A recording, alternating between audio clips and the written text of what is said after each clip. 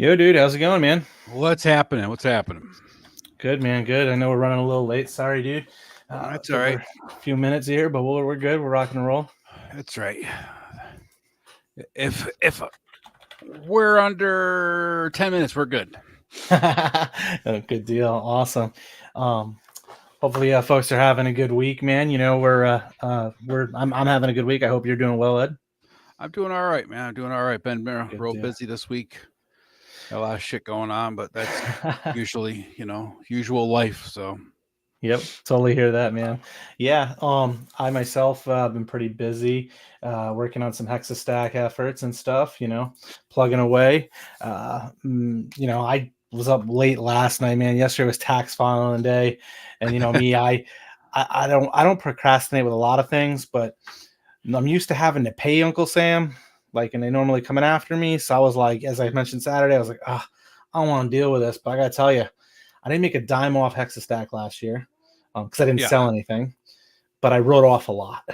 And I felt good at 11:57 p.m. last night when I submitted my tax forms with 3 minutes of the deadline, and that's great. I wasn't as stressed as I had been previously. So if nothing else, and nothing else ever were to come from Hexastack, which isn't the case, it's definitely coming. And I was even more motivated after I saw the things I did yesterday and some conversations I've had today. So very pumped for that. But yeah, I've been hustling with that and trying to Yeah, you balance got work, what? life, You got a kids. month, right? You got a month to Yeah, your just own about. goal, right? Yeah. May 18th is my end goal, man. Is if I Yeah. can't make it happen in that month, then there's issues. I mean, I got some things going on between now and then. My Yeah. daughter's sweet 16 party, bunch of work stuff in front of me. I just took over a major account where I was asked to be the lead on it for like 6 or 7 other people and stuff, as we had somebody resign recently. So a lot of things under dealing with, but it is what it is. You Hey, just keep on trucking. Good deal, man. I might have lost you. I don't know if it's on me or you. Did I lose you, dude? I don't know if it's me or you.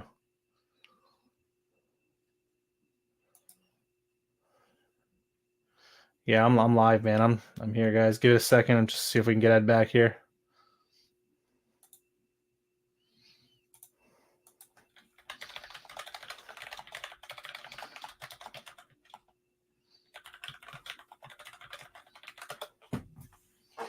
I don't even know if Ed realizes he's gone right now.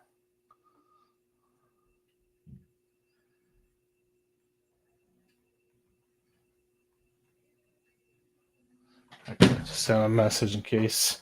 Yeah, so he dropped. We'll get him back here in just a second. In the meantime, let's go ahead and check the chat real quick. Hey, Joe, how's it going, brother? Thanks for jumping on and listening. Hope you're doing well and having a good week. Okay, here we go. So this week, as normal, what we're going to do here, once Ed jumps back in, we'll pick up. But don't know awesome. what that Hey, was. Ed. I thought I lost Wi-Fi for a second, but it wasn't my Yeah, Wi-Fi. So you dropped totally, StreamYard man. just shut down, man. Gotcha. Yeah, StreamYard Well, just shit the bed on me. welcome back. I just went to the chat for a second after messaging you. So Yeah. yeah, brother. So I gave my updates on Hextech. I know you've been busy. We're juggling a lot of stuff. So thanks for the patience with folks jumping in. Hey, Ted Darklaw, thanks for popping in. Yeah. We'll, What's up, Ted? awesome. What's he Good doing? deal. Yeah. He's Listening, listening, but but not not chatting. chatting. Yep. That's good. He's a listener. So, like we typically go through the rundown here, right? We check in with the chat. I think we did that. We said hi to Joe and Ted. I'm sure some other folks will start to slide in here shortly. But from there, we just want to thank everybody that's been following for the last couple weeks. Really been enjoying, to be honest, enjoying the hell out of the ToyLeet. Got some really cool things banging around in this little monster of a mind, and I know Ed's enjoying some of my thoughts. And oh hell yeah, we got some cool stuff coming for ToyLeet for sure, because we're taking over for life. That's right, we're taking over. And we've got that. So one of the things I like to do, and it kind of plays into the ToyLeet, the NWO, all that stuff, is some featured finds. Ed, I'm gonna show you what I got because I'm really excited, like a little kid in a candy store. And then if you have anything you want to add, go ahead and let me know. Well, it looks like we lost that again. So I'll go ahead and just show some of my feature finds here.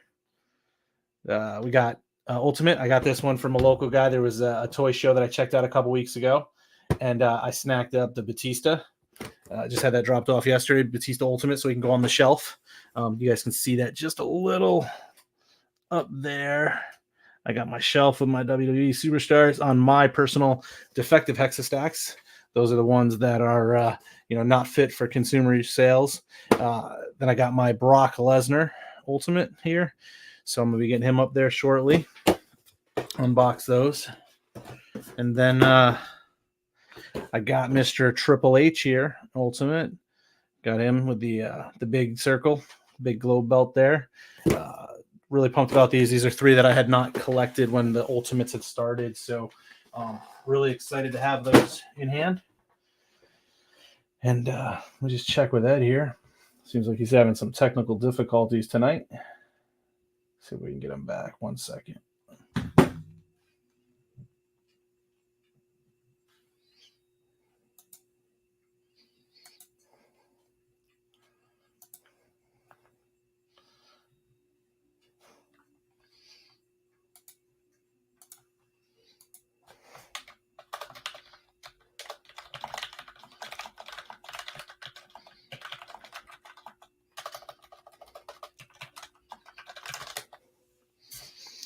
Okay. So I'm going to kind of just keep going here for a minute until we get him back. I'm sure he's trying to reset and get joined back in. I don't want to jump too far ahead because I know he's got, his items he's going to want to talk about. Anyone in the chat have any interesting finds themselves? So we're waiting for Ed to jump back in.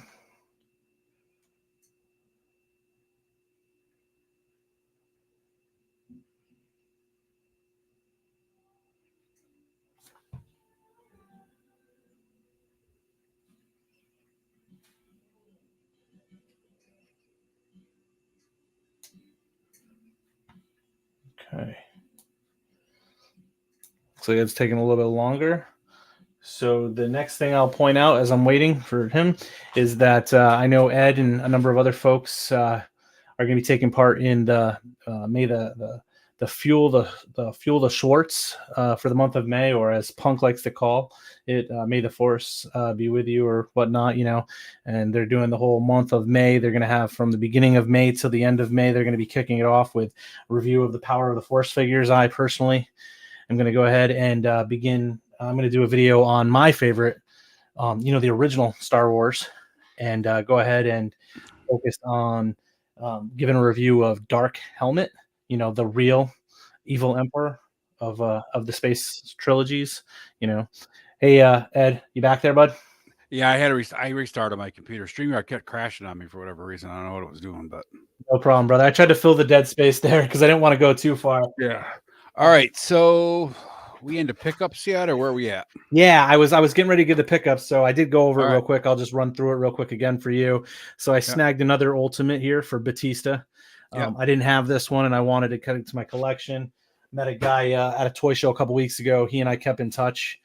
Actually, a former wrestler himself that I'm familiar with, a guy named Mikey Cheese out of the Northeast, and he's a big collector. And I saw him, asked him if he had any Ultimates. He said he was trying to unload some. I got the Batista. I got Brock Lesnar. And then I got yours truly, Triple H. So pretty pumped about those. And as I pointed out to the other guys that were here, I'm going to be adding those to the personal pro wrestling stack up top there with my Hexa stack. I see a couple other folks jumped in. I did kind of circle to the group and asked them if any of them had got any, recent things. I think Joe said he snagged a NECA Strongheart fig, which I'm actually thinking about grabbing some of those NECA. Yeah, those look pretty decent. Yeah, I picked up over the weekend. I picked up Boba Fett at Walmart. It was the $33 version, the one on the card. But Walmart had it listed for $10, and I got it out. That's a steal. Went through the register at $8, man. So I was like, damn, even better than I thought. That's awesome, dude. I put him on my custom bike, so he looks pretty cool. Oh, that looks good, dude. Is that a cloth or is that a plastic? It's cloth. It's like cloth. it's almost goods like, on the back. It's like rayon. like a windbreaker kind of material. Yep. But that's cool. Did you do that yourself or did it come with it? No, I got that from GPS Lot on eBay. Oh, okay. I think you were saying that on Saturday, I think, right? Yep. That looks cool on that. He has a lot of tattered capes. They're like $5 each or something like that, $5 or $6 each, depending on which one you get. They work great on Ewoks, barbarians, and stuff like that. But I thought it looked good on Boba Fett. Is that styrofoam? This? Yeah. This is made out of the foam, like the insulation foam. The insulation board. Yeah. I'm telling you, man, that looks cool, dude. Like that's like good stuff, man. I'm being honest. I think you should get some of that stuff up on Etsy or something, man, because I think you could move those. I think people would be interested in some of that stuff. That looks clean, especially like with a nice photo with that. I mean, I built it all out of. Yeah, I built it all out of scrap pieces that I had because I was bored and I needed something to entertain my brain. Dude, that's a cool looking item, man. I would throw that thing up on Etsy and see if you start moving Axion's bikes. That is cool. I was gonna get one of the Biker Meister Mars for it, but then I was like, I don't know. That might be cool, man. That might be cool. You got my mind thinking. Yeah. Yeah. Hey, Rafe, thanks for joining, brother. Good deal. Sorry. Okay, cool. Sorry. Kid wife was just checking on me. Cool. So you're still there, right, Ed? I didn't lose you again? I'm good. Good deal. Cool, man. So that covers the pickups for the week.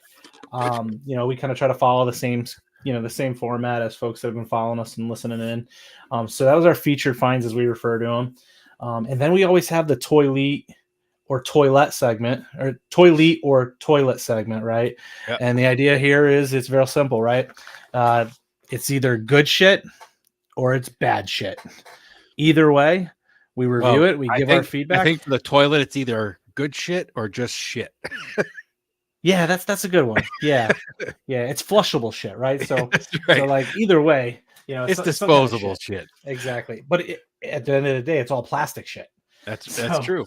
There's nothing worse in the case of the Grumble Duffs with the plastic shits on the side, Exactly. So I know, like the first one we did, I went over this guy here. He was the first. Yeah, this one right here went over that. Yep. Last week you gave us some Vamp review. Nothing's made the toilet yet. Both have been brought into the ToyLeet, so we're on week 3 of this, and I'm thinking we might have something that's going to go. Can we keep it going with 100% ToyLeet? Yeah, it is, right? So what I decided to review this week is, I got a couple toys, but I didn't feel it was fair to review them because everybody knows how much I love AWOC, right? And what better time to talk about something that's AWOC? But the Wave 2 figures, Wave 1, I could have reviewed them. I got a few extra ones the other day because I want to do some customizations and stuff. I got a few more ordered off of Helidope because I needed some more figures. Yeah. I think I got their last 2 not pale, the other guy, the bat Blight. I got a couple Blights because I wanted some of those ones. But what I wanted to do for the ToyLeet this week was kind of talk about their armor because it's really something I've been messing around with. So I got a bunch of armor packs, way more than I thought I did because I got some from Aspiro, some from Helidope, and I may have ordered a couple. The cool thing about the armor packs is I got 3. I got 2 of each of the 3 from PowerCon last year. Yep. And the one is kind of got that bluish purple color, that one I'm talking about. Oh, I know it's that. It's the it's that really blue and go with the other 2, but the other 2 you can kind of mix the pieces in together. So about this one? Yeah. So I think you're talking about that looks the good armor. On He-Man, man. That looks really good. It looks really good on He-Man. It's got the purple on there. There's a couple other ones too, right? You got the blue, even and the brown. Shin guards fit his legs nice and everything. Yeah, that's so I'm reviewing this, and I'm gonna say it's ToyLeet, man, because this armor is great, right? It works with your AWOCs, right? So I took it off, and I added some stuff. Like normally, this character comes with like an orange shoulder piece here, but I wanted to mix it up, so because I already had one of him, I took one of the heads and put it on there, and then I went with the alternative armor, popped some of the arms off, and put that bluish green and the purple armor on. Shin guards, kind of recolored it up to the style I like. So it's easy, efficient, does the job. But what's cool is not only does it work with AWOC, but it works with one of my pickups from a couple weeks ago that I got at Toy Fair or Toy Con was the Savage Savage He-Man. So threw it on him. I mean, it's not perfect, right? Like it doesn't fit perfect. It goes on, but like, you could throw it on both shoulders and you got some shoulder gear on there. I thought it looked really cool. Looks good. You guys can see some photos on my, sure. Yeah, you can see some photos on my my Instagram that I had taken with some cool lighting stuff that I was messing around with. But yeah, I'm definitely giving their armor packs ToyLeet because it's got multiple usage. A bunch of the He-Man Masterverse figures I threw it into. Really happy with it. Looks good on him too. Damn. Yeah. So I got a whole army of them, and I will say I did break one of my my AWOC figures the other day, and that was a depressing moment in time. What'd you break? I broke this one. It was one of the Onyx Army Builder ones. I was taking the waist off, and I pulled too hard, and I must have been pulling more on the leg than the body. The hip joint. Yeah, I just broke the hip on it. So I'm going to mess around with it a little bit because I'm thinking for this one, what I can do is I can probably use some resin to put this back together or maybe some super glue. And then I can just put it on display and it won't be a play. Exactly. Yeah. And then it'll go up on one of my Hexa stacks. But yeah, I was a little bummed out because I had a really cool head that I was using with it. So I had been using the head pack for this guy. Why are you pulling the waist apart? Can I ask? Yeah, I wanted to put the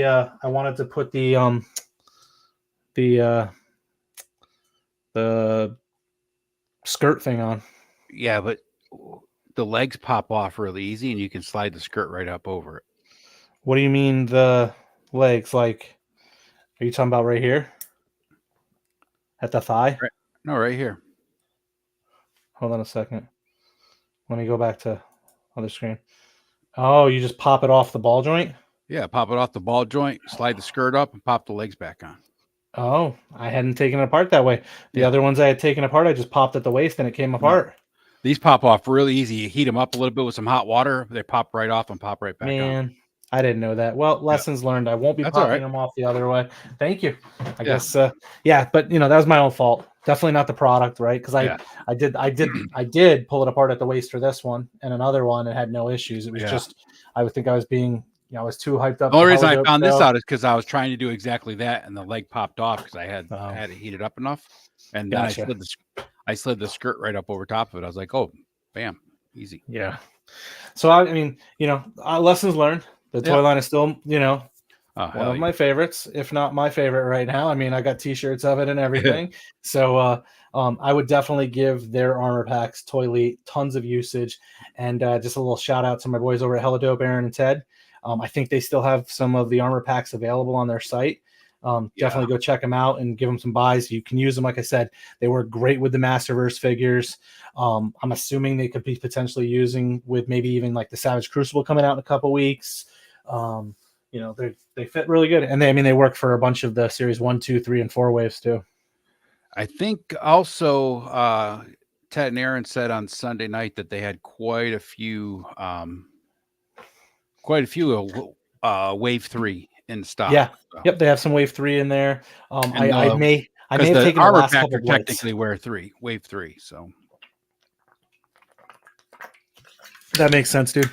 Yeah. So check it out. You can definitely get your fill of AWOC current wave series and stuff through those guys. They got a bunch of stuff there, and they ship really fast.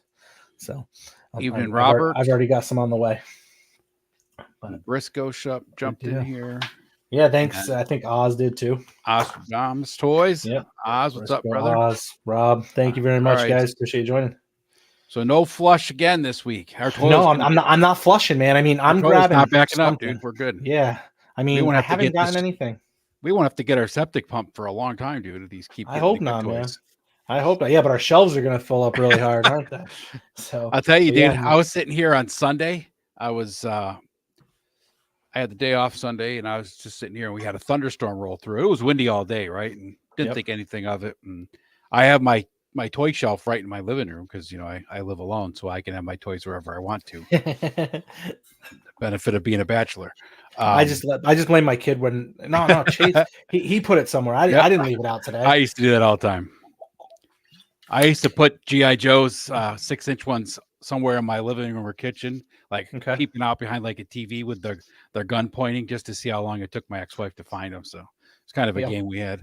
But anyway, sit here watching TV, watching YouTube or what. I think I was watching Largo's Lair Infinite playlist for Delta 17. Oh, you weren't listening to the best one he's made yet? I'd already seen that one Saturday. Oh, okay. I watched that one Saturday after work. Gotcha. Because it was on during when I was at work. But yeah, I was sitting here.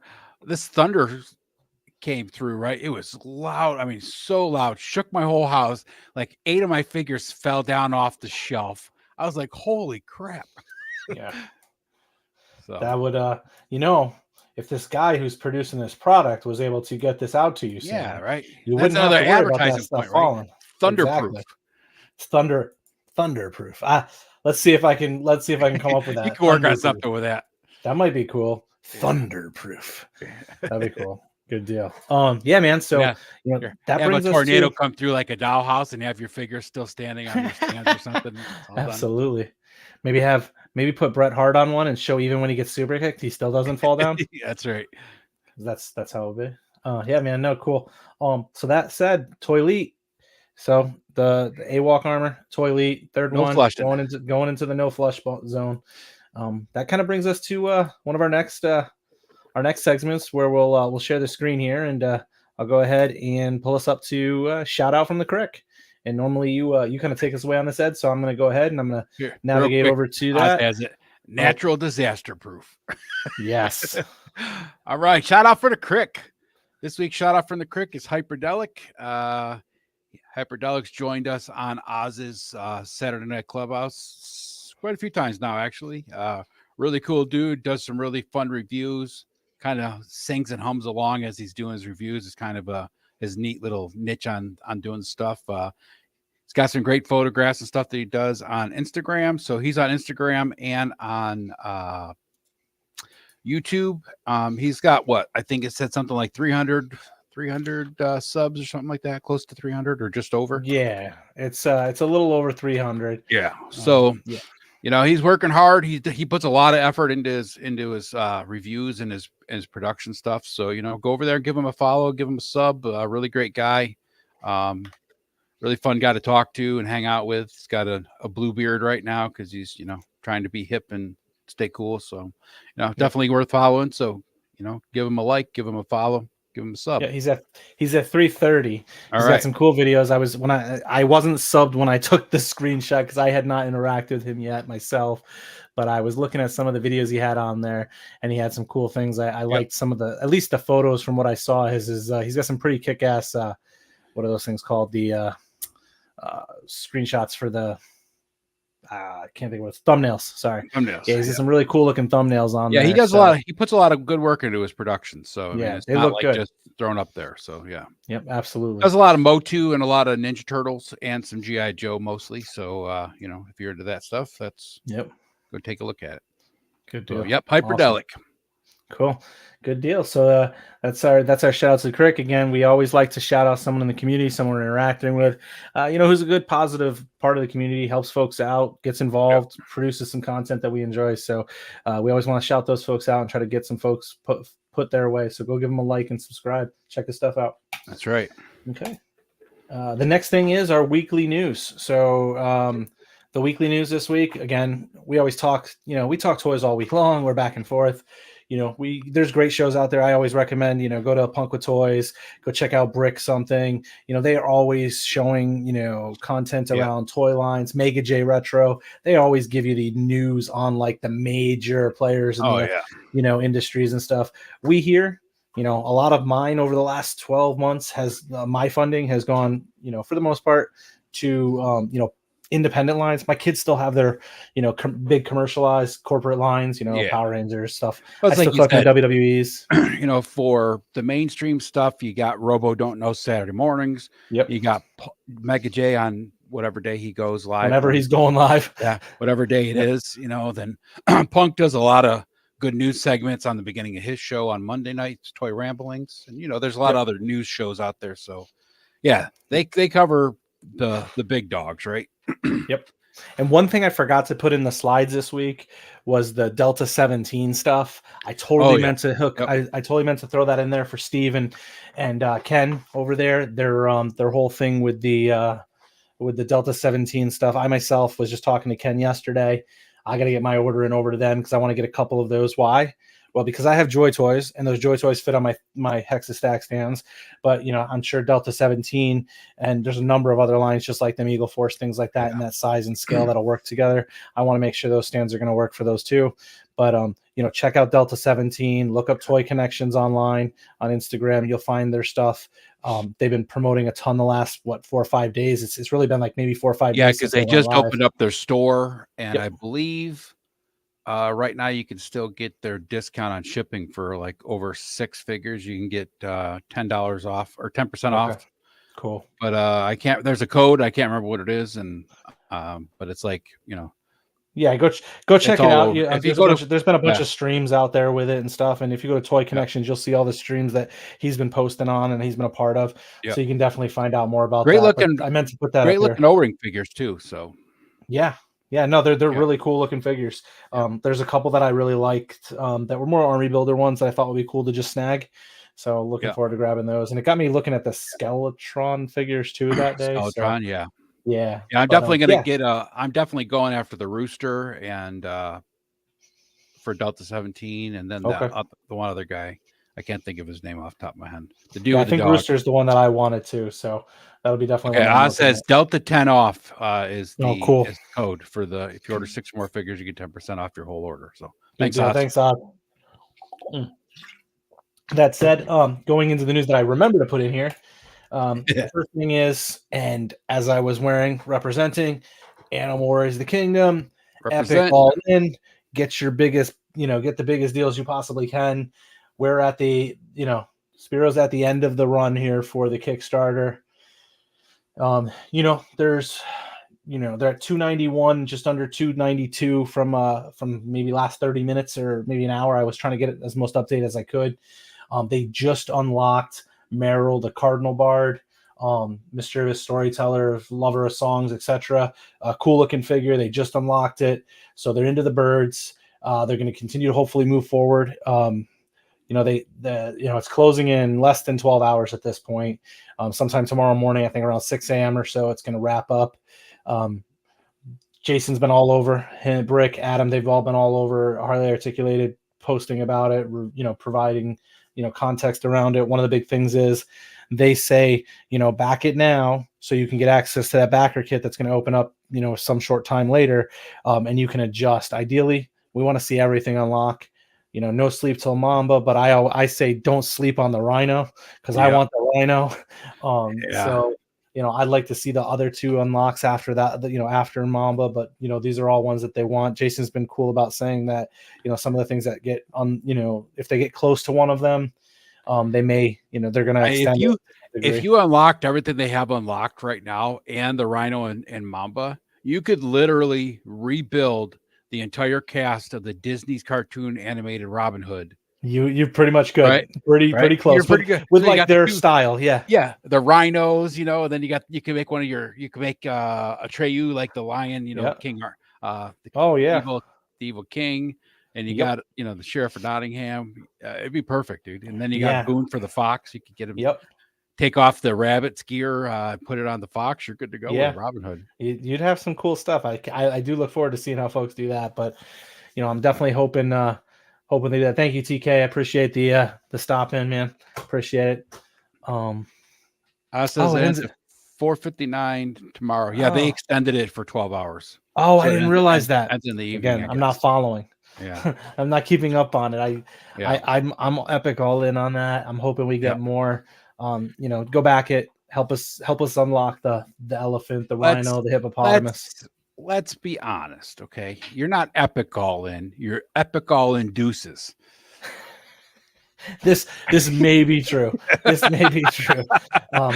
Well, I thought about it because I know that it's like the way it works for that for the Kickstarter is it basically turns out in such a way that they have this set thing that you're going to get all this stuff. It basically ends up being the way Kickstarter works. You end up getting a credit towards what it is. Yep. And you can use it how you want. Once that backer kit comes out, you can adjust and kind of pick Yep. the things that you want. So it actually works out because, like, I know my little dude wants he wants that blue pail. Yeah, thank you, Oz. I appreciate it, brother, with the keeping me on the inside information. Oop, my bad. No, that's all right. I got it. Yeah, cool. So, the big thing with it is I have, I was looking at it. I don't want 2 foxes. I don't want 2 of the, I don't want 2 of the rabbits. Like, I don't, because the head sculpts aren't different. They're the same character, right now. So I don't need like 2 of each one of those. So I'm like, oh, but there's army builders that I'm going to want. So I'm going to be like, okay, I only need 1 of him and I need 1 of this, but I'm going to get 3 of these or 4 of these. So I'm really pumped to pick out my backer kit. Yeah. So the nice thing is with that, right? Like you said, like you got 2 epic all-ins. So you could get, with 1 epic all-in, you could get all the figures, right? 1 of each that's unlocked. And then you got the rest to play with to figure out, okay, well, I want, like, those birds they released, that new crow figure looks awesome. Oh, that one looks good. Yeah. And you have like the big collie, like you can see in the picture here, and you got the big lion. I don't know that I want those. I mean, maybe I'll get 2 of the lion. I don't think I'll get 2 of the collies. I don't do a lot of paint customizations. But with like the lion, I'm sure I could pop the shoulder gear off, put some other armor on, and I'm sure there's some other head sculpts out there that I can probably 3D print and pop on there. Just paint that and call it a day. Or maybe there's some head packs that come out down the road for some completely alternative heads. Well, even some of the heads that they're coming with look pretty good. So. Oh yeah, but for I think those ones, they're more screaming heads, right? Yeah, they're the same. They're like the standard with a screaming head. For me, I'm not somebody who's a ton. I don't swap the heads out that frequently. Like, I like the more character-driven heads. Like, you get an alternative head altogether, it's a whole different person. So that's what I'll be looking for. But yeah, so I'm really pumped about this. Go on back it. There's a little bit of time left.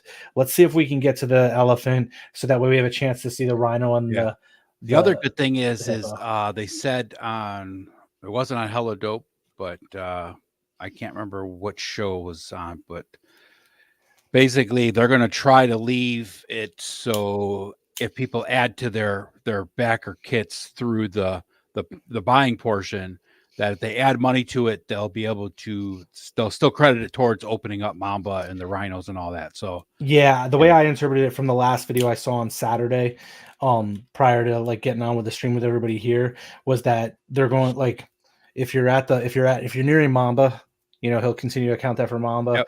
But if you get to, like, if you're at Mamba, likely not. I mean, I could be wrong.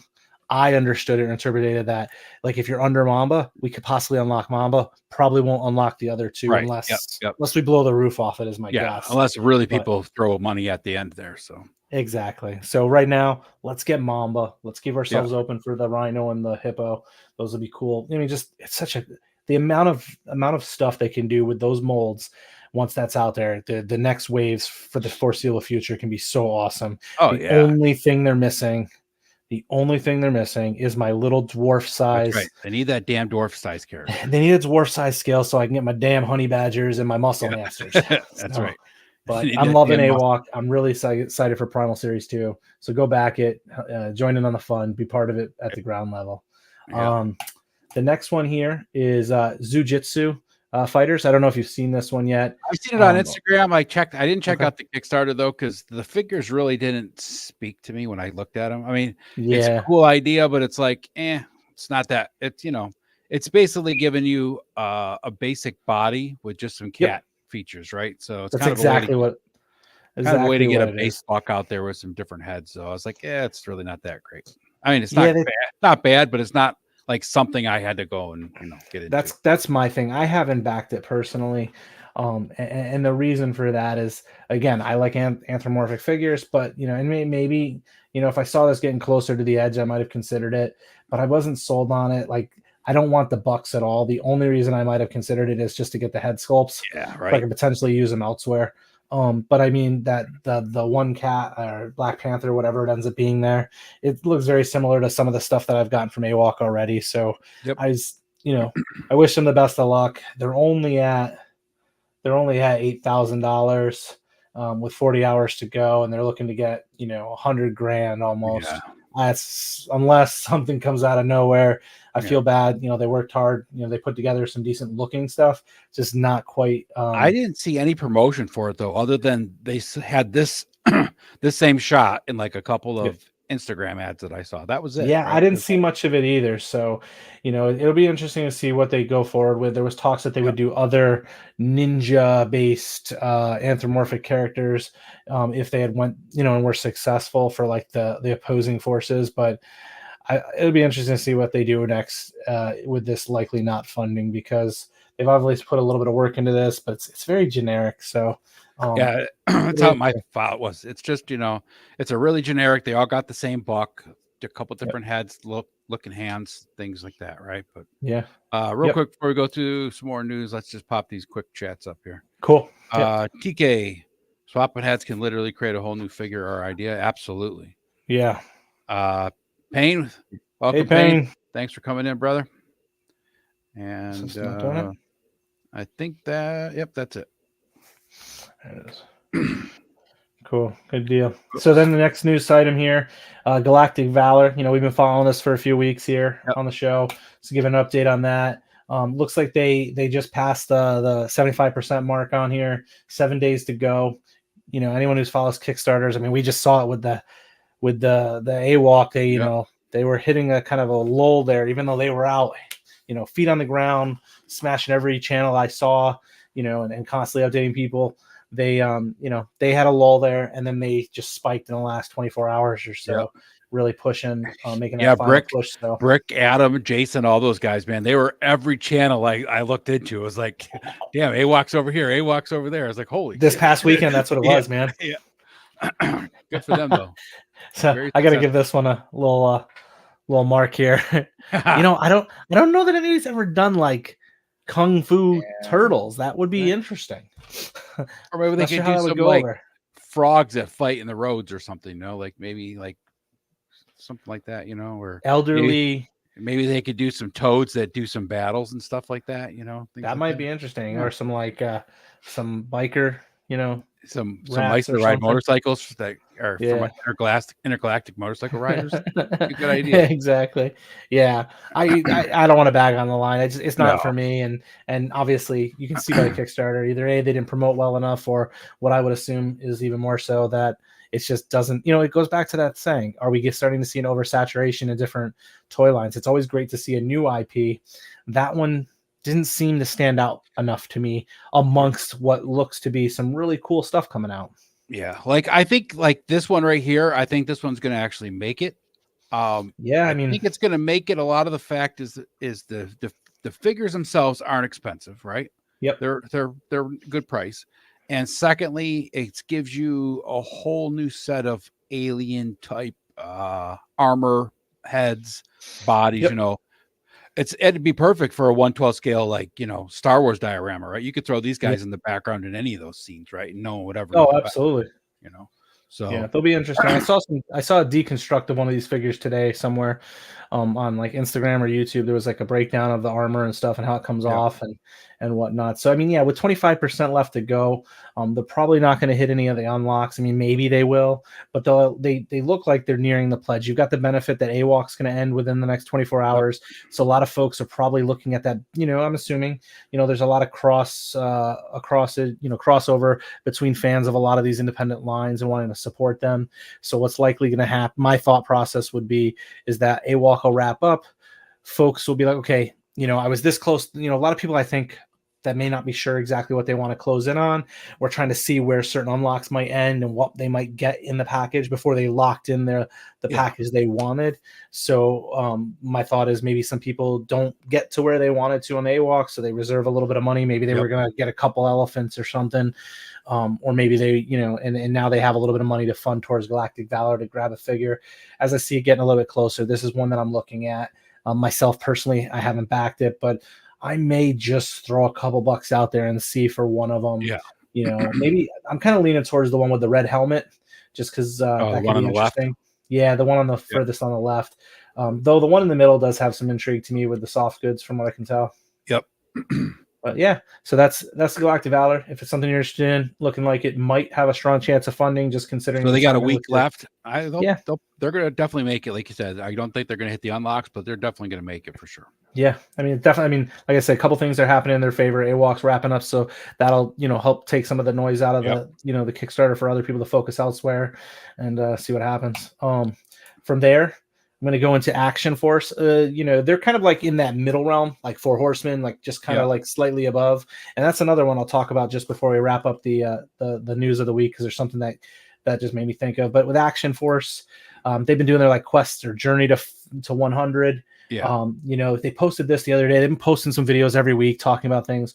One of the things we see a lot of is that with the Valaverse Action Force stuff, very similar molds, not a lot of difference in the body molds. I like the Action Force. I got a ton of. I basically have everything. The only thing is, what I will say is that where the Joe line, and I'm not trying to compare the two, but they're directly in competition with each other, like Monster Force, like that. You've got these lines. Their body molds aren't leaving something to be desired, right? Because it's the same stuff used, which I totally understand, right? You got to do something to get going. But I know he's shown some previews to some other molds. They're hinting towards number 100, which is going to be that big exclusive for the Dallas convention they're doing later on, I think in June, right around, I think it's Joe Fest weekend, the same weekend they're doing theirs. Same weekend as Joe Fest. Yep. So you have this figure, and or say this figure. Somebody was in the comments saying it looked like something to do with the Vanguard. I actually don't think it has to do with the Vanguard, and I'll just highlight kind of in this area right here. That to me almost looks like the mid waist area of someone, and like this may be like a wrapper going around them attached to like a backpack or something. And I'm thinking that almost looks like camouflage, like a dark color camo with a light color, almost like an urban camouflage. I could be completely wrong, but I'm thinking this might be a figure for that exclusive 100. I can't imagine that Bobby would put out an accessory for the Vanguard as this 100, right? Because right here, this belt is part of the as a gun belt, an ammo belt. Oh, absolutely. Right? So I can't imagine with just releasing the Vanguard. I mean, it's not even out, right? I mean, it's not shipped yet. Let's put it that way. Right. I can't imagine that for his 100 thing, he's going to put out a Vanguard accessory, right? That's just and I don't know if anybody was saying it was the one. This is the 100, but the comments somebody mentioned something about how it ties in with the Vanguard, and it may very well be another person, an exclusive. It could be a Vanguard gunner, right? Because they got the driver, or they could have the gunner, right? You never know. Yep, that's so. I think it's going to be another character, maybe potentially on a new buck, because I think that'd be interesting to do an exclusive. Because he keeps hyping up this exclusive being like a major exclusive. Doing a different buck, putting that first time in the line buck as an exclusive could really drum up some attention. Obviously, knowing we're going to see that buck delivered over and over again for other characters and such, I'm assuming. But, giving that first exposure to those folks that go to the convention could be something to really push that convention or push people to that convention more so. So that's what I'm thinking it is. And before I go into the next section, which is our main topic for the evening, there was one other news item I saw today, which I thought was interesting. It's Four Horsemen. They had been advertising the last couple weeks, some subtle, hints towards something coming, and it was a bunch of different colors. And then it was determined that it was like the house flags or whatever. And, then it was announced, I think today or yesterday, that it's going to be a mystery box that comes with, I think shipped in total, I'm assuming in the US, it's $85. It comes with like one of these, I think it's like 36 different figures, are like really, really hard to find figures that are like, I'm assuming a higher markup on the secondary market. But they have those. And then it's a combination of another more recent non-army builder is I think what I heard Jeremy Gerard say on one of the streams. So it'll be interesting to see how that goes. But for $85, it's kind of like, for somebody who likes a little gamble, maybe you get one of those big ones that you want. For those that are really close to the line, maybe came in later and don't want to pay that ridiculous amount for the over, for people that do stuff like Joe does, where he's customizing and like they do all the swappable bits and all that, right? Or just somebody that looks for army building and can do that kind of stuff. It's a great deal, right? Well, the thing is, from my understanding, is it's not supposed to be army builders, right? No, I'm saying like building armies by like using the Gotcha. the bits and pieces, to throw like not armies together, Understood. but Understood. a world together, right? So right, world building type thing. yeah. Gotcha. I Yeah, wanted to yeah. share So one piece of news too that yeah, I forgot to talk about. So I'm going to share my go for it. screen real quick. Okay, here, let me stop sharing then. Oh yeah, I forgot we got to stop sharing. This was also announced. Yes, I meant to pull that up. There were so many things that I forgot about. And I'm sorry, brother. No, that's fine. I mentioned it during the Valiverse, and I was like, I was going to send it to you this Monsterverse. morning. I was going to send it to you this morning, and I totally forgot. So, but yeah, so Operation Monster Force from Fresh Monkey Fiction has announced this Kill Award figure. Going to be pre-order coming this summer, which means two different things. So, it's a redo of Veteran Williams from Maestro Union. They did like the Blade Master Wang and all that. This is the same werewolf that they used, right? So they're reusing some other companies' stuff, partnering up with other companies, which is a cool thing. But this pre-order coming out this summer, Fresh Monkey Fiction has stated that they're not going to release any new figures until they get like wave 1 actually in people's hands. So that's good. So this means two things, right? You got an awesome looking Kill Award figure coming because everybody loves that Veteran Williams figure. And then two, you got the notion that they're definitely going to have something in hand by, summertime. So yeah, that's good. Because if it was, it brings back and makes me think of some of the conversation we've seen on some other streams where, I don't want to say people have been called into question, but there's a lot of talk, a lot of hype around some folks, and certain things not being in hand, and let's see if things get in hand. And obviously, we've seen things ship recently for others and stuff. So, if it wasn't big bag toys and it was something smaller, maybe be a little concerned with so many pre-orders and stuff. But I mean, it's big bad. I can't imagine that anybody be left holding and left empty-handed at this point. People buy shit and leave it in their they're hella dope shit forever, right? And they trust them for that. Like that's the reason why Fresh Monkey Fiction partners with Big Bad, right? Because it's got the reputation. So exactly.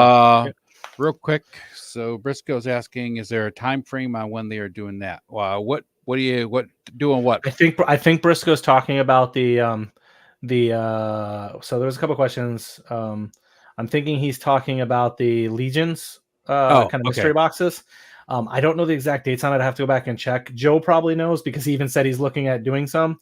So maybe Joe can throw that in the chat if he has a second. Yeah. Because it's like he said, it's $75, $10 flat shipping per order. Yep. So I know that there was this question here. Is there any information on the Bushido figures? I'm trying to save up for those. I have not heard. I keep hearing Jason speak about it, but it's more abstract and he just mentions it because his focus has been on that, Primal Series 2. They are still coming. He's confirmed they are still coming. So, real quick, Fatrid stops in. So what's up, Fatrid? What's up, brother? Okay. So this one right here, you want to hit that one from Joe that just came in to answer, that answers Briscoe's question. So next Monday, 11 a.m. Eastern. So get out there, buy your 10 mystery packs for $850. You'll get 16 Four Horsemen figures, and maybe you'll get that really kick-ass American flag looking bird. That's the only one on there that I was like, ooh, I kind of want that. But I'm not hard on the Four Horsemen stuff. Not that there's anything wrong with it. I don't customize a ton like that, and I'm getting the things that outside of what I have on order right now. Everything else I get from them will be a pick it's and like choose you said, right? If you're new into the line and you want to get a bunch of a decent price on a few figures, right, it's a great way to just build out that collection for the new starters. It's great for the new people. It's a great approach, right? Because if someone like me who's just getting in, I went all in on this, I went all in on that, I got a bunch of these orders coming in, but I'm like, oh, I want to be a completist and I want to get all those other ones, and I want a chance at getting and filling it. I don't have those missing pieces. Like I don't have some of the missing pieces. I don't have any of them. So whatever comes in that box is going to fill a gap if I'm a completist. So for the new folks that are just getting into the line or more recently getting in the line, it's a great win because you're going to probably fill some. You're probably double, like both pieces are going to be things you probably wanted or didn't have. For someone maybe like Joe who's already got everything, there's interest, but you might be stuck with something that you didn't need or care about as much. Yeah. So plus, here's a good point Joe makes also. It's flat shipping for 10 figures, 5 to 10 figures, right? So, I mean, wow. I mean, that's $850 though, Yeah. and you're $860 for the shipping. So Yeah. it's a lot of money, but that makes sense. If you're going to be able to snag the, flat shipping, that's cool. And I don't think there's, that's one of the I things don't think people there's an complain order about the most or a limit. with the Four Horsemen is that their shipping is higher compared to like ordering it from Hella Dope or ordering it from Big Oh, Bad really? or something like that, right? Because they ship. I don't think they have an actual like shipping thing, right? Because it's just not their thing. They're not a It's like shipping company. They're yeah. a toy store, right? Yep. Toy company, I should say, not a toy store. Right. Okay. Cool. Awesome. So that covers us for the news this week. I'll try to do a better job on getting stuff, Ed, on that. Oh yeah. Yeah, we'll get the news rolling better. Good deal. What I'm going to start, I was thinking that today when I saw that, and I was going to send it to you, and I never did. I was going to say, like starting maybe today, right? We can start like we got that folder. So if we see something, just grab a screenshot of it, throw it in there. Then Monday or something, we can start putting the news together. If we see something that's like the Veteran Williams or the Monster Force thing, right? It's like exactly just throw a picture in there, then we know we got it, right? Yep, absolutely. Okay, give you 1 second. I'm just kind of working some stuff here. Okay, cool. So going into the main topic, right? So what we're focused on, con mastery. So, tips for attendees and vendors for a winning experience. So we kind of put together a 10 things you can do, right? No matter what side of the table you're standing on, most of these items will parlay into either side, right? And the idea here is to help you as we got Joe Fest coming on. You've got the Dallas, Dallas, whatever fest that thing is going on same weekend. You got Legions Con coming up. Dallas Fort Worth GI Joe show or toy show, whatever they're calling it now. But you got a Zolo Con coming up, and there's all sorts as it's getting warmer weather. There might be some outdoor stuff like toy things, all that type of stuff. So, I thought it was a good idea to put together some 10 things to go over. So the first one here is, preparation. It's key, right? So, when I think of this, there's two sides of it. So I'll talk from the vendor side, Ed, and if you want, you talk from the consumer side, so that way folks can get both sides, and obviously add in where you need to. But as a vendor, preparation's key, right? So like I experienced this last year, PowerCon. There was weeks leading up to PowerCon. I was up night and day, gluing, prepping, getting things together, setting up. And you probably remember I was sending you photos I would put my booth sample displays together that I was preparing to bring. So, one of the big things from a vendor perspective is if you've got the space, a garage, a basement, and what your booth setup's going to be, you've got a 10 by 8 section, one table, whatever, or a corner table, set it up in that empty space with some temporary tables, put your backdrop up, figure out how you're going to lay things out, right? Because, making sure you're prepared for the convention. That way, when you pack your stuff up, you can unload it accordingly. How your displays are supposed to go together, whatever it is, to some degree, it's going to help you. You'll notice if you're missing something too, and do it well in advance. So that way you're not like 3 days before, oh yeah, let me make sure this table skirt fits, or, that the backdrop I got printed is the right color branding and stuff. You want to make sure it's all in line. Remember when you started that whole thing, I was doing, I was giving you some links and stuff to like places to get banners and stuff, right? Well, that's where I went. I found a lot of those because I used to be in charge of the trade shows at the job I used to do. And what we do is, we'd say, oh, we're going to have a 10 by 10 booth, 10 by 20 booth, whatever it is. This is the deal, right? Now, we used to do like huge trade shows. So a lot of the setup is done by unionized workers for the show, right? So you're not allowed to do any of the setup other than making sure your displays are where you want them to be, right?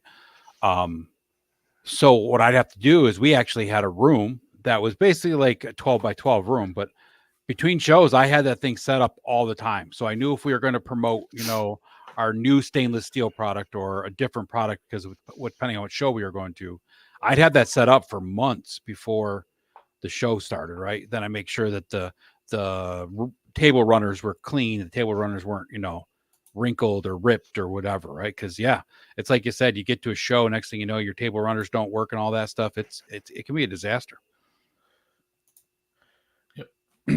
Yeah, no, it takes a ton. Sorry, I didn't mean to bring that up. I was trying to star it for us later there, Ed. No, that's all right. You normally run that, so I apologize. I also, in my prior life, before I worked at the company I'm at now and before Hexastack, I had done a bunch of conventions for agencies that I worked with and was always setting up. I mean, I didn't take it seriously because it was like in company convention. So it wasn't like the agents worked for us. So I didn't have to overdo it, but I always wanted to make sure I was good. So I always got set up early. So preparation's key, man. Make sure you have all your stuff, make a checklist, make sure you have all that stuff organized, get your, if you're a vendor, make sure you have all of your, make sure you have all of your hotels or, enough time in advance, trailers, totes, whatever it is.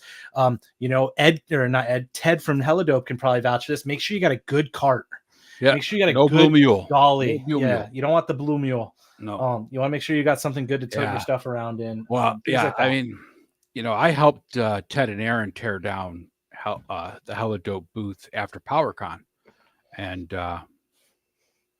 they had a couple of dollies and like a wheel cart or something, right? But yeah, I mean, like had they had a decent cart ready to go, because what they had basically rented from the U-Haul company or whoever they rented the van from, So it was like that kind of stuff. When you go into a show, like the show we used to do, we used to go to a poultry and meat processing show in Georgia for my old company. And it was at the Georgia Civic Center. And anybody that's familiar with that Civic Center, that thing is gigantic. The show was literally on the 4th floor in the basement. Gotcha. So, I mean, if you had stuff to bring in and you weren't ready, you didn't have it there on time, you had to bring it in. You had to bring it in through the main doors, carry it down, 4 flights of stairs or escalator for 4 flights or whatever. I mean, even standing in the line with that in an elevator is difficult, right? So yeah, definitely have everything ready to go. Move it in when it's time to move in. Absolutely. Yeah, that's big, right? And then from the consumer side, right? Preparation. Make sure you got your hotel booked. Make sure you've got, whatever your plans are, what days you're going, who you're going to be connecting with, right? Are you going to be meeting up with people? Make sure you got all that stuff prepared ahead of time. You don't want to be winging it. If you don't have somebody's phone number and you got a bad network connection in the middle of this monster venue and you didn't pay for extra Wi-Fi or something, make sure, you've got your connections, where you guys are meeting up, plan out dinner in advance so you guys know where you're grabbing a drink or whatever. Things like that's going to help you a ton. Yep. Real quick, what's up, Cobb? And then this dude pops in. What's up, Monk? Oh, that's a member of ToyLeet. That's right. And a good dolly is a solid investment. Yes, it is, Ted. How would Ted even know what a good dolly is? He learned the hard way. Okay, so what he should be saying is a bad dolly makes for a miserable experience. That's right. Make sure you find something good. Yeah. I wouldn't go to him asking for dolly tips. Maybe, don't ask him for tips on which ones to get, but he knows which ones not to get. He's got the do not the do's. Yeah, exactly. Yeah, so that's a good point too. As a actual attendee to a con, right? You want to make sure you got your hotel. You want to know like how far away you are, how long it's going to take you. A lot of times when the con starts at 10 a.m., there's people lined up at 8 a.m. so they can get into that con first, right? And you got to be ready for that. When I was at PowerCon as a vendor, I was like maybe 4 or 5 blocks for the convention center. I stayed at the hotel and I had gotten all my stuff over there in the morning, drove my car back to the hotel to park it at the hotel. And then, I got on one of those little Lime scooters and I zipped over my bag on me and went back to the convention center. And I was there as early as, right around the reasonable time that you could do setup on the morning of. And I think they opened at like 10 or 11 that morning, but I was there by like 7:30, 8 o'clock in the morning trying to get setup done. And there was lines up at the door at that point. Yeah. You're talking 3 hours in advance. I mean, yeah, PowerCon is a freaking monster of a show. Oh, yeah. But like still, there was like a rat. Like I walk in the door thinking I must be near the entrance to the building, like entrance to where I need to get into. And then I find that I'm just walking the path of the line for, hundreds of people. So definitely, know that. Ask somebody who's gone to the con ahead of you, like previously, get their feedback. Hey, what time should I get there day of? Come up with a plan. So yeah, that's step 1, 10 here, preparation's key. That's the first part, right? Yep. Then we go into the next one here, which is, know the layout. And this kind of ties to what I was just talking about. I was going in one door because I saw people, and then turns out that I had to walk all the way down the hall, around another corner, and then back another corner just to get to the entrance way for, the non-back doors from the loading dock. So it's gonna be very important, as a vendor, to make sure you know where you got to be, right? Know the layout, know who's near you, know where you're setting up, because you don't want to be carrying things around or pulling them around if you don't know where your setup is. And I can tell you from going to many different cons as a vendor and as a attendee, right? You think in your head, oh, this is just down the 100 aisle, right? It is so easy to get confused and lose where something is, right? I mean, you can walk by your own booth 5 times before you realize, oh shit, there's where my table is. It's like at PowerCon, I knew where I was supposed to be, but I still got lost multiple times when I went away from my booth throughout the days or when I was coming in to start the days. Yep. The only thing that kept me on my, straight and narrow was I knew where Savage Crucible's booth was because it was such a giant booth with that Yep. big overhead. Oh And yeah, that was steak like spinner. that Yep. was like the northern star to me. I was like, if I can find the Savage Crucible booth, I can then find myself 3 rows over and then one Yep. cube section up, right? And then I was like, if I Yep. come across the Valaverse booth, I've gone too far. And that's kind of like I knew like where I was. So yeah, it definitely helps to understand where you're at. It's going to help you with, just getting in from the vendor side. It helps to know where the other vendors are. There might be something, as an attendee or a vendor, you might be wanting to hitting up another vendor's booth. Yeah. You also may be wanting to pick the booth if it's an option when you're setting up, in advance. If you know where other people are, for instance, I wanted to be near where the Hella Dope Boys were. So when I contacted PowerCon, I was like, hey, can you put me near? Is there anything near this booth? Like, I want an open booth near these guys around. Just because it was my first time going to Ohio, first time around a bunch of this stuff. I wanted some people that I was comfortable hanging out with. And boy, did it make a world of difference those 3 days, right? Yeah. We had the whole crew coming through there, and people were stopping by. But from an attendee, it makes sense to know the layout, right? Because use exclusives, for example. Oh yeah. If you didn't rush over to the Four Horsemen booth, you might not get the exclusive or the Valaverse. Yeah.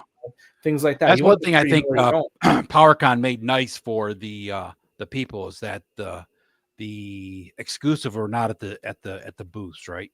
So that made it a little bit easier because a lot of cons, the exclusives are at the booths, right? So you're going to be rushing to that, Four Horsemen or Well, the Four Horsemen were at their booth, right? No, they didn't have the orangutan, or not the orangutan. They didn't have their exclusive at their booth. Oh, okay. I didn't realize that. But they had a whole bunch of other stuff, right? So that's why everybody was rushing there because they wanted that makes sense. That makes sense. Yeah. So make sure you know the layout. It's going to be important from a number of things. Know where the bathroom are. So you don't want to get stuck in the wrong. Valaverse did have their exclusive at the booth though, because they had they had that crimson swarm, right? So that was definitely at the booth. Maybe Four Horsemen did, but still. Right. I thought Four Horsemen did, but there was a vendor reserve off to the side. Yeah. Like you got it differently. You had to go somewhere else to get the vendor reserves that were pulled for other vendors. Yeah. But know where the poop line is. You don't want to get stuck in the wrong one. Ask Ted. Yep. You don't want to get stuck in the wrong poop line. That's for sure. Awesome. Number 8, set a budget. And this isn't just the budget for what you plan to spend on the toys. This, like from a vendor perspective, this is the budget for your hotel. This is the budget for your booth. As a vendor, you need to make sure, these aren't cheap. Some of these booths are fairly expensive, right? So make sure that, you've budgeted appropriately. And when you're going, if you're selling something, I went to PowerCon. I wasn't selling per se anything those days. I was promoting. So I didn't, I knew going in, I wasn't going to walk. I was walking out in the hole. But I also knew that I was trying to promote my brand and the product, right? Yep. And I thought it was a good place. But if I was selling product, you need to evaluate, is this a place I'm going to make any money? If so, how much is the booth? How much do I have to sell to cover the cost of the booth first and foremost? Yeah, some of it's getting your name out there, but you want to make sure as a vendor, you're prepared for that expense. Yeah. You also need to know, right? Like who else is there? Like Hella Dope, Ted and Aaron, they've talked about it on their stream and they've talked about it with you and I individually and stuff, right? When we were there. They sell, Four Horsemen stuff. They sell Action Force stuff, right? At PowerCon. And AWOC. Yeah, and AWOC, right? And the goblin things. What the hell are puppets called? Drawing a blank. Boglins. Boglins, right? All those, all 4 of those actual companies were there selling stuff at their own booth. So it's like, as a vendor, you want to have your shelf full. You want to have a full, booth. But it's like, Ted and Aaron would probably bring less Four Horsemen stuff, knowing that they're going to be there next time, right? Because you're just not going to compete. Except unless it's something really old that they're just not going to have, Exactly. Yeah, I mean, because at the end of the day, there's a specific pricing model how Four Horsemen works with the retailers and stuff, Yep. and you're competing against the manufacturer. At the end of the day, they're making money off the selling it to a Yep. third party vendor like Helidope or whatever. So their price point that they can charge a consumer is going to be less than what they're able to, set forth for the others. Definitely. So, yeah, it's so that's the perspective. I will say, as a customer or a attendee to a convention, setting a budget is important. I didn't spend outside of my budget, but I could have easily spent outside my budget if I wasn't. Oh, it can run away from you. Yeah, it can absolutely run away from you. I went Friday, Saturday, and Sunday. And Friday, I only bought 1 or 2 things. And then Saturday morning, I bought a shit ton of stuff, right? Gotcha. But then Sunday, when I was walking around, it was like, I had a couple $100 left that I had budgeted. And I was like, ooh, so I started becoming really, reserved on what I wanted to get, right? Yep. But it was like, I kind of had a list of the things that I was going to get when I went there. So that definitely helps with the budget. If you're going to get, the Four Horsemen this, or the Valaverse this, or the NECA this, or whatever it is that you're looking for, it's kind of easier to set your budget. That if you don't find that $50, $100 figure, you can use it for something else. But definitely, along with the budget, make a plan for what you're going to spend it on. Because prioritize your wants. Go there and get crazy, and the next thing you know, you go to the Four Horsemen booth, and it's like, ooh, I really wanted that, but damn, I overspent already. So absolutely. Yeah, and I mean that's huge, right? But that's just at the convention. That's getting into the convention. You got food, you got hotel stay, you got drinks, you got other things, right? Oh, yeah. So you might have parking, things like that. Yeah, so a lot of things to consider. Yeah, make sure you have your budget aligned, and put the money where you can. Save money for this one's huge, right? So Joe says here, he says, save money for con exclusives. That's huge, right? Especially for these bigger events, PowerCon, Legions Con, all those ones. They've got very highly sought after convention exclusives. ZoloCon, like they all have these very much wanted things. Make sure, and I will say some things like PowerCon, I thought what they did was really cool. They did pre-orders of the convention items, so you could buy them in advance if you wanted them, if you were a ticket holder. ZoloCon did, I think, the same thing. Some of them, they will have a surplus that potentially goes on sale after the convention if they don't sell out. But if it's a highly sought-after figure, you may miss out if you don't budget and plan for it. And it used to be, it was really only like the big cons that would have exclusive, like San Diego Comic-Con. Now most of them have some kind of exclusive from somebody, right? I mean, it's what makes it, it's a huge draw in for those conventions, people for sure. Which I mean, speaking to that, right, just that piece, that's one of the reasons. I'm sure there was a number of reasons that haven't necessarily been disclosed, but one of the reasons that we heard the promoters for PowerCon said they weren't doing a 2024 was because the time to market and get a production quality set of exclusives and confirm all that wasn't enough lead time. So that comes into play too. So, those things are huge, right? If you don't have exclusives at PowerCon, could you imagine? I mean, I'm sure it was still been a huge get together, but those exclusives get everybody chatting. Oh yeah, for sure. Set a budget, have lots of money, sell a soul. Sell your soul to the devil. Yeah. The next piece here is communication, right? So like, as a vendor, make sure you train your team. If you're not there by yourself and, you bring someone, I brought, Son of Wonder, as he's referred to now by Jim Largo over there. I brought Son of Wonder to the booth one of the days. Heck, I had you, Ed, there standing in for me. I had Mega J standing in for me at times. You guys knew the spiel. You knew what we were talking about. So you guys are able to speak to it educatedly. Make sure your team that you're there with, anyone that's covering for your booth is aware so that they communicate, because when you're at these booths, luckily for you, right? You were just promoting, right? So if you're selling something, you got to make sure the person knows how to use your scanner, your money taker, whatever it is, right? So it can be complicated. Yeah, and to me, when you're dealing with sales, I don't know I don't know the exact number I would put around it. I always kind of look at things when you're selling something. Is part of it like maybe like 60% of it's the product, and the other 40% is the experience. That's the smell when you open it. It's the usage of it, how it works, but it's also you and I communicating together. How did like, how did you and I connect? There's been a couple people I connected with at PowerCon that I've reconnected with since and kept in touch with that still reach out to me, and I communicate with on a regular basis, just that I didn't know prior because of the way I communicated with them. Because Yep. you know, I listened, I talked, I chatted. It wasn't just about my stuff, right? It Yeah. was, you know, just having a conversation. So communication's key. You're going to build lifelong customers and potentially friends. Oh yeah.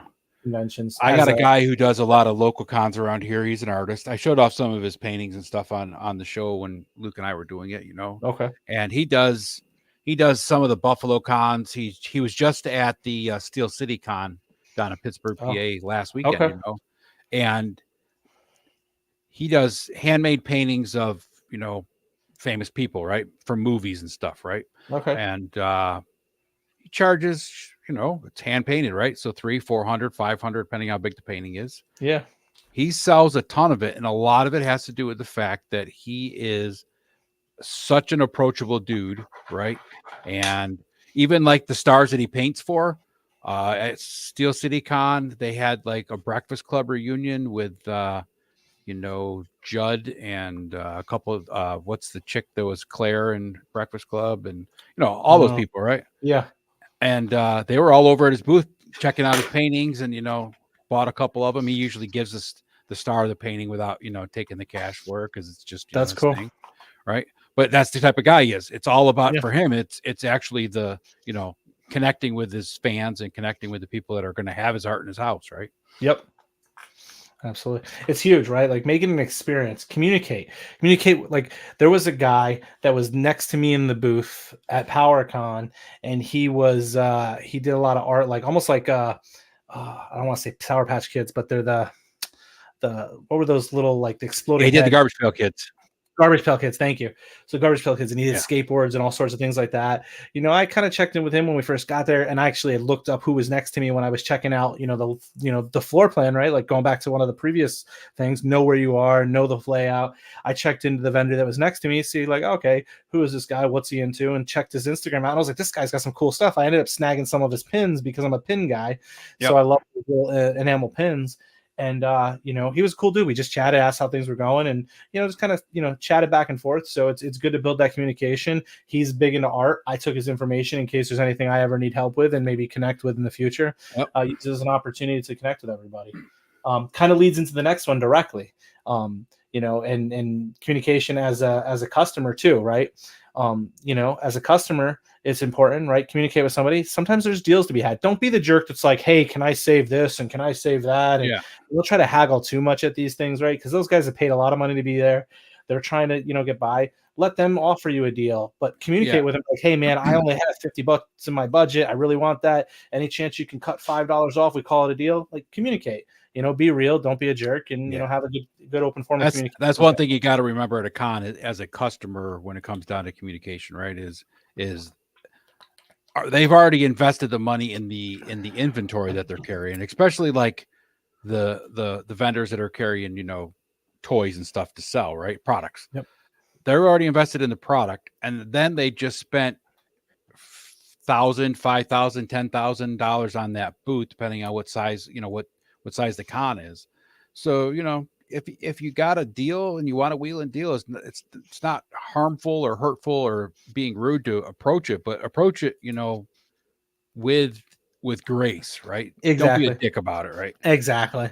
Don't be like, I mean, because these people, you know, paid $30 for the figure already, you know, put it on the rack, and they got to pay $500 to have a booth there. So they got to make back that money. And if you're asking them to sell it for less than or at market, you know, at cost, like, I mean, I'm not saying that they should mark it up a ton, you know, but there's a balance there. And you know, most vendors will work with you. I remember I was walking around at PowerCon, and my son wanted a couple Star Wars figures, and I said, okay, bud, you can get 2 things, right?